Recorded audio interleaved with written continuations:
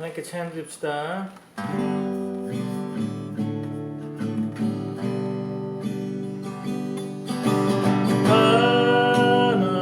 하나님께로 더 가까이 갑니다. 고통 가운데 계신 주님,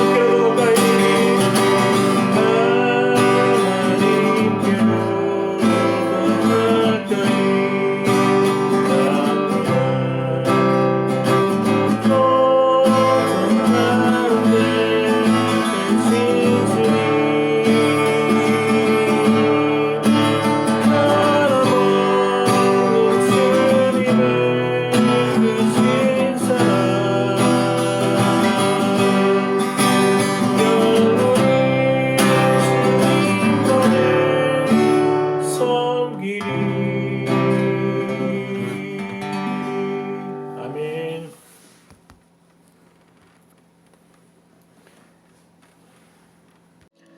12월 18일 연말 특별 새벽기도의 18일차 잠언 18장입니다. 오늘은 특별히 잠언 18장 9절로 12절 말씀을 상고해 보고자 합니다. 다같이 읽어보겠습니다. 자기 일을 게을리하는 자는 패가 하는 자의 형제니라.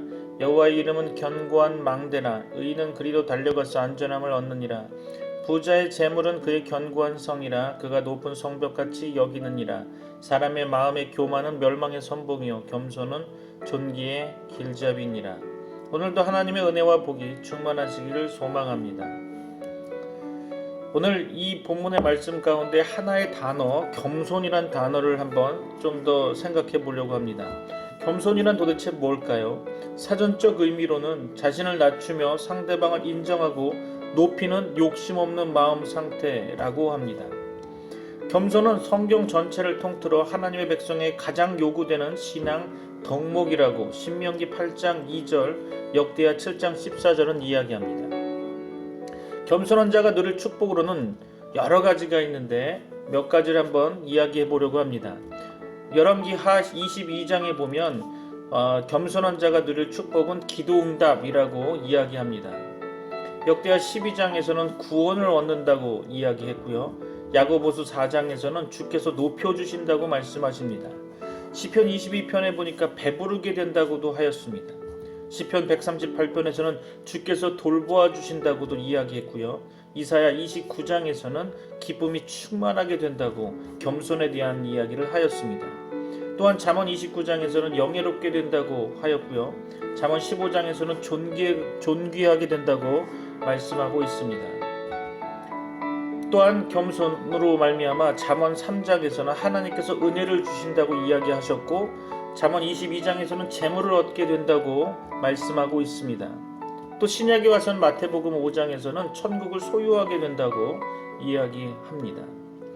겸손에 해당하는 성경의 인물들을 꼽아보면 아브라함, 야곱, 요셉, 모세, 사사 기드온, 다윗, 유다왕 요시야, 그 다음에 욥, 이사야, 히스기야, 세례요한, 사도 바울 등으로 수없이 많은 사람들이 성경에 나타나고 있습니다.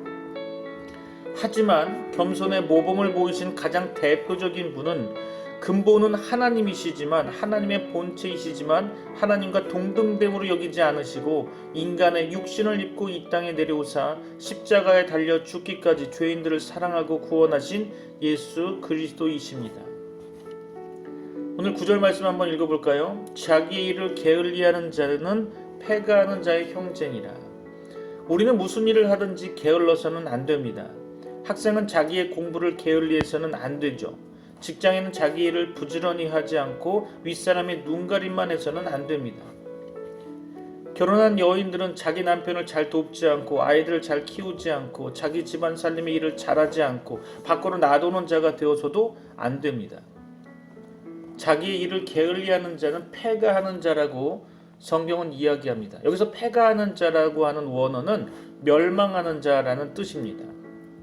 게으른 학생은 진학에 실패할 것이고 게으른 직장인은 해고될 것이며 게으른 부인은 가정의 경제를 파탄시켜서 심지어 부부가 이혼하고 아이들이 고아원으로 보내지는 것도 경험할 수 있을 것입니다.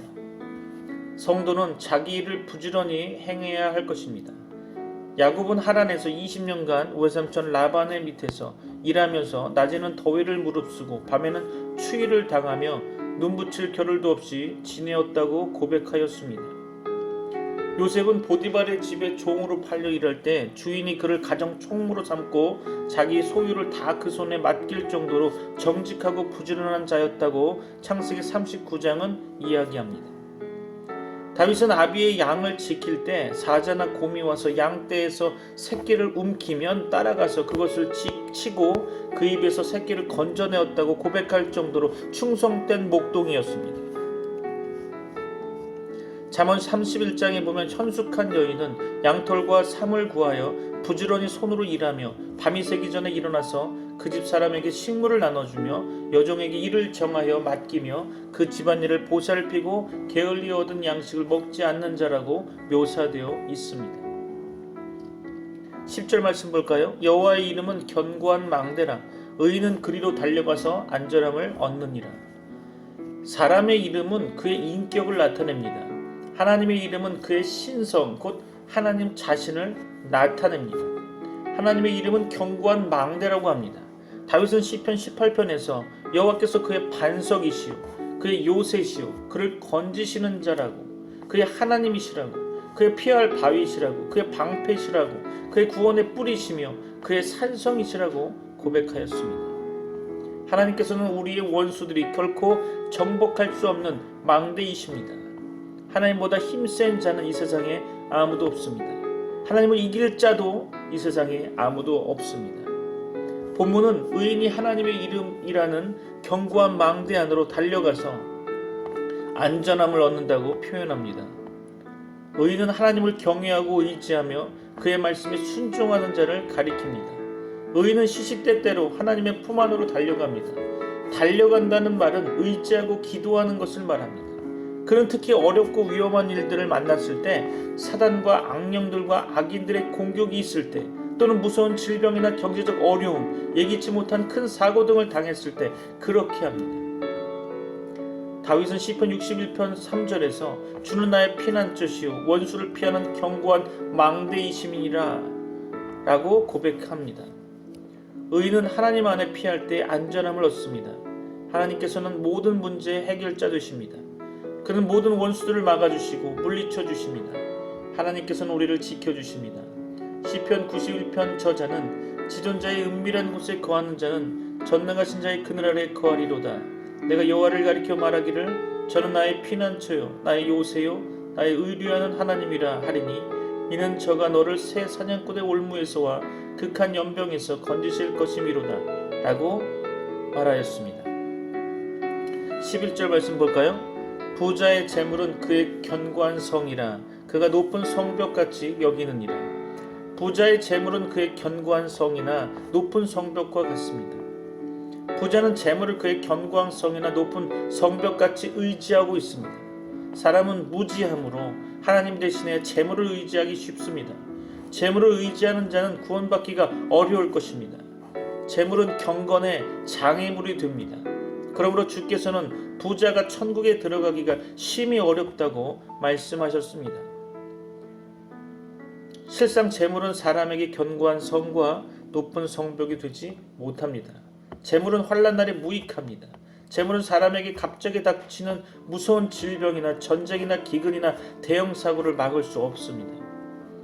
잠언 11장 4절에 재물은 진노하시는 날에 무익하나 스바냐 1장 18절은 그들의 은과 금이 여호와의 분노의 날에 능히 그들을 건지지 못할 것이다 라고 말하였습니다.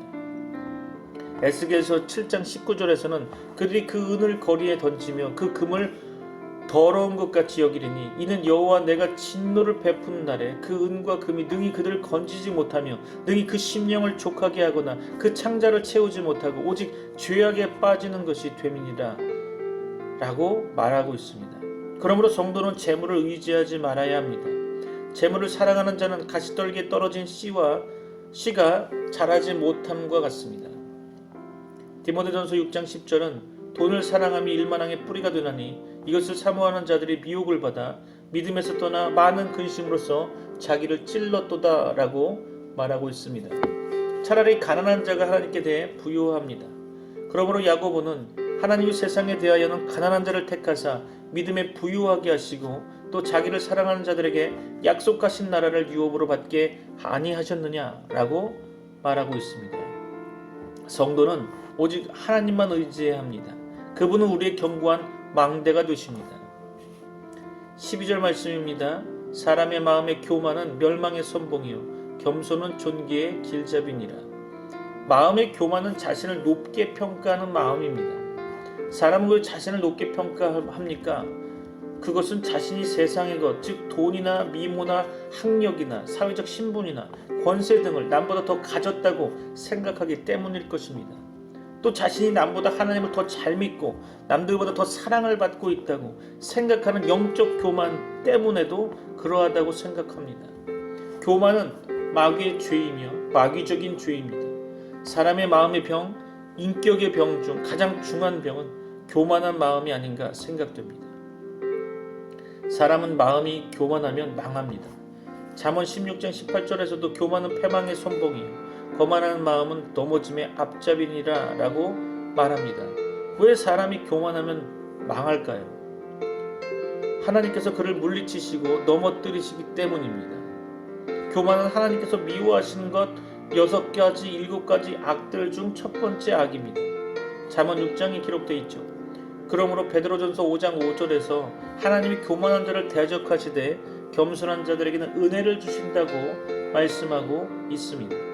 그러나 사람이 겸손하면 존귀케 됩니다. 잠언 15장 33절에서도 겸손은 존귀의 앞잡이라고 이야기합니다. 주께서는 너희 중에 누구든지 크고자 하는 자는 너희를 섬기는 자가 되고 너희 중에 누구든지 으뜸이 되고자 하는 자는 너희 종이 되어야 하리라 라고 말씀하셨습니다. 또 누구든지 자기를 높이는 자는 낮아지고 누구든지 자기를 낮추는 자는 높아지리라 라고 마태복음 23장 12절에서는 말씀하셨습니다. 사도 베드로도 그러므로 하나님의 능하신 손 아래서 겸손하라 때가 되면 너희를 높이시리라 라고 베드로전서 5장 6절에서 말씀합니다. 하나님께서는 겸손한 자를 들어 쓰시며 영광을 받으십니다. 마무리하려고 합니다. 본문을 요약해서 한번 정리해 보려고 합니다. 첫째로 자기 일을 게을리하는 자는 패망하는 자의 형제입니다. 우리는 각자 자기 일을 열심히 부지런히 하는 좋은 인격자가 되어야 할 것입니다. 우리는 자신의 성화와 교회 봉사에 있어서 뿐만 아니라 가정이나 직업의 일에 있어서도 부지런한 자가 되어야 할 것입니다. 둘째로 여호와의 이름은 견고한 망대라고 하였습니다. 의인은 그리로 달려가서 안전함을 얻는 것입니다. 우리는 어려운 문제를 하나님께 의탁하며 기도해야 할 것입니다. 셋째로 부자의 재물은 그의 견고한 성이라고 합니다. 그가 높은 성벽같이 재물을 여깁니다. 그러나 우리는 재물의 헛됨을 알고 오직 하나님만 의지해야 할 것입니다. 마지막으로 사람의 마음의 교만은 멸망의 선봉이요 겸손은 존귀의 길잡이라고 합니다. 우리는 교만하지 말고 첫째도 둘째도 셋째도 겸손해야 승리할 것입니다. 오늘 하나님 말씀을 통해서 여러분에게 하나님의 은혜와 복이 가득 넘치길 소망하오며 기도하겠습니다. 하나님 감사합니다. 오늘 잠언 18장의 말씀을 통해서 우리가 알아야 될 것들 몇 가지를 말씀해 주심을 감사합니다. 먼저는 우리의 일을 게을리하지 않고 부지런히 열심히 행하는 좋은 인격자가 되어지길 소망합니다. 또한 하나님의 이름은 견고한 망대라고 하였습니다. 의인은 그리로 달려가서 안전을 얻는다고 하였습니다. 하나님, 정말로 하나님의 이름을 의지하며 하나님께 나아가는 하나님의 자녀가 되어지길 소원합니다. 또한 사람의 마음에 늘 교만한 마음이 있을지라도 그 가운데 저희가 겸손하여져서 하나님이 기뻐하시는 하나님의 자녀로서의 삶을 살아갈 수 있도록 주님 주장하여 주옵소서. 오늘 이 시간도 연약한 지체를 위해서 기도합니다. 하나님, 그들에게 하나님께서 안수하여 주시사 그들이 정말 치유와 회복의 역사가 일어나게 하여 주시고 늘 하나님의 살아계심을 많은 사람들에게 알릴 수 있는 귀한 하나님의 일꾼들 태워주게 하여 주시고 하나님께서 정말로 그들을 사랑하시사 그들이 정말 이 땅에 사는 날 가운데 어려움 당하지 아니하도록 하나님 붙잡아 주옵소서. 오늘 하나님의 모든 지체들 가운데 정말 하나님이 사랑하시는 모든 자녀들 가운데 하나님께서 복의 복을 허락하여 주옵소서. 온전히 주님께서 함께 할 줄 믿사오며 예수 그리스도 이름으로 기도합니다. 아멘.